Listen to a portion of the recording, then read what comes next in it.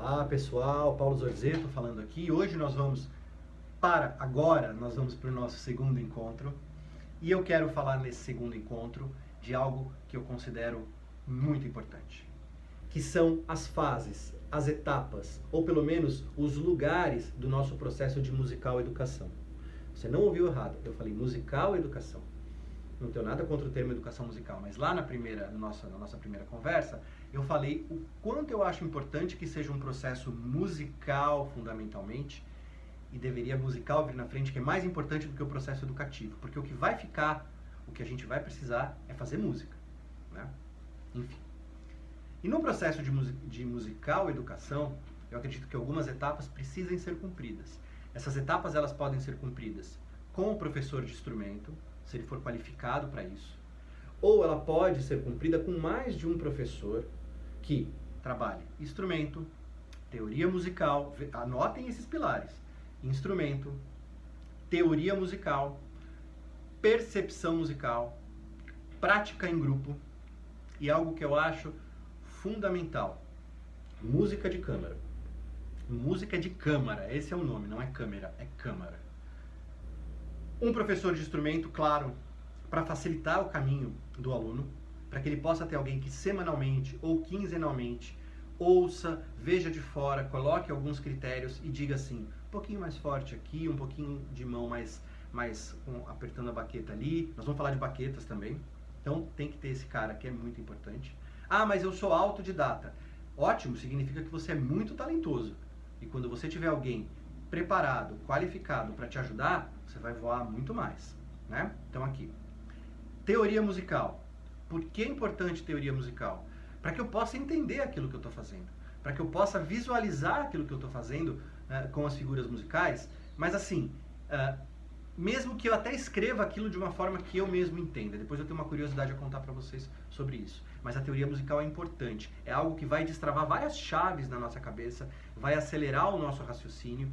A questão é que no começo parece um pouco complicado ter que gravar nomes, ter que gravar figuras, ter que fazer contas, mas quando isso fica automático, o processo musical fica não só nas mãos e nos pés, mas ele fica também mental.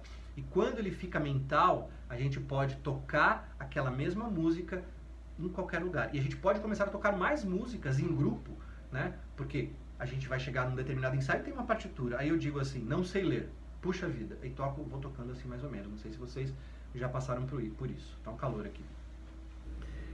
Então, a teoria musical é muito importante para eu conhecer tudo que envolve o processo musical. Mas ela tem que ser musical, ela não pode ser teoria apenas.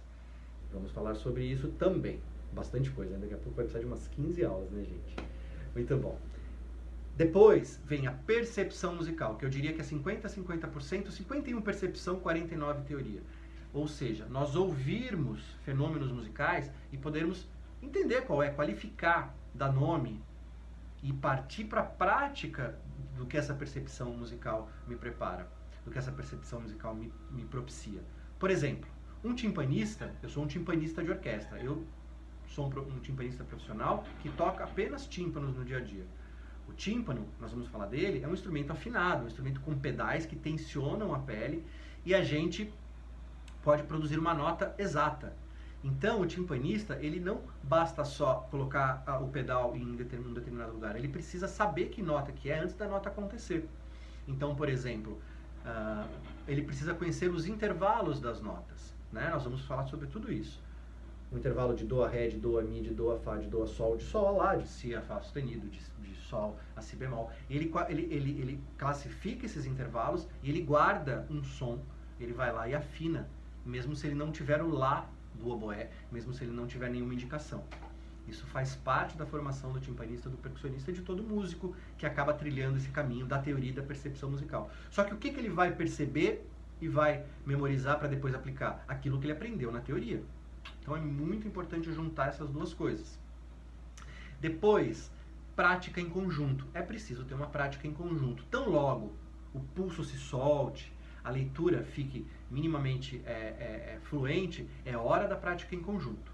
Por que eu estou falando tudo isso? Em 2019, eu acompanhei um ensaio da banda de Mata de São João, e eles estavam tocando a sétima baquiana, a baquiana 7, baquiana 7? nem sei se tem Baquiana 7, isso. Com bastante percussão. E os meninos estavam tocando meio de cor e deixavam alguma coisa passar, né?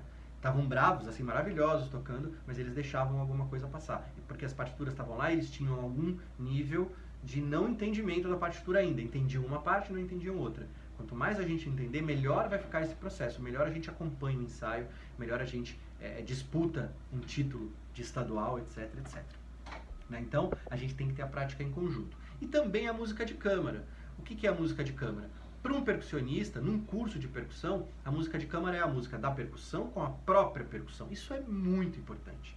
Um dueto de caixa, um trio com xilofone, tímpano e prato, um octeto, um septeto. Mas tudo isso vai funcionar melhor quando a gente também tiver um aspecto assim de teoria e percepção bem desenvolvidos. Porque daí nós podemos tocar o repertório que é vasto.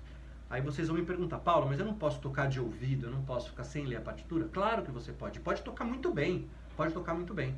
E eu imagino que alguns de vocês já passem por essa experiência. E eu quero ir além. Eu quero que a experiência seja adicionada, que a experiência seja completa. Eu acho que é uma experiência completa. Muitas vezes vem a pergunta, qual a diferença de um músico popular de um músico erudito? Eu acho que essa é uma pergunta meio músico é músico. Mas de forma geral, o músico popular ele tem uma facilidade em improvisar, em tocar de ouvido, né, em tocar longos períodos sem parar, e o músico erudito ele é preparado para ler o que ele vai tocar, para interpretar olhando uma partitura com muitos sinais, para tocar exatamente junto com o conjunto. Então são habilidades diferentes, mas eu conheço muitos percussionistas eruditos que são bons no popular e vice-versa. Obviamente que os melhores que eu conheço, eles são especialistas em cada uma das áreas, mas existe muito esse diálogo. O percussionista brasileiro precisa saber tocar um pandeiro. Precisa, porque vai que um dia ele vai morar nos Estados Unidos por alguma razão, o pandeiro pode ser a salvação das contas dele. Brincadeira, né, gente? Ou não, pode acontecer. Então, esses quantos pilares? Aula de instrumento, teoria musical, percepção musical, prática em conjunto e música de câmara. Até mesmo para poder pesquisar mais ainda com outro percussionista as possibilidades dos instrumentos, que já nós vamos falar sobre alguns, e vocês vão ver como existem muitas possibilidades para a gente fazer um mesmo som. Certo? Então, no processo da musical educação, eu acredito que essas 5 etapas elas devam ser contempladas. Muitas vezes não ao mesmo tempo. Isso vai depender de como vão os andamentos do estudo de cada um.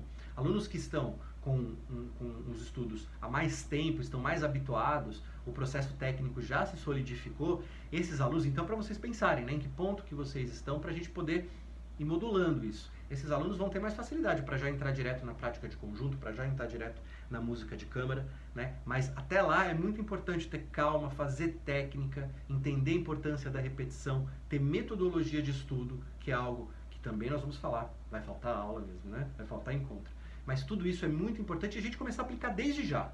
Desde já que a nossa prática, a nossa melhora vai ser mais acentuada e mais acelerada. Isso que é muito importante. Então, não se esqueçam, no processo de musical educação, mas vocês podem chamar de educação musical, eu acredito que nós tenhamos 5 pontos que têm que ser atendidos.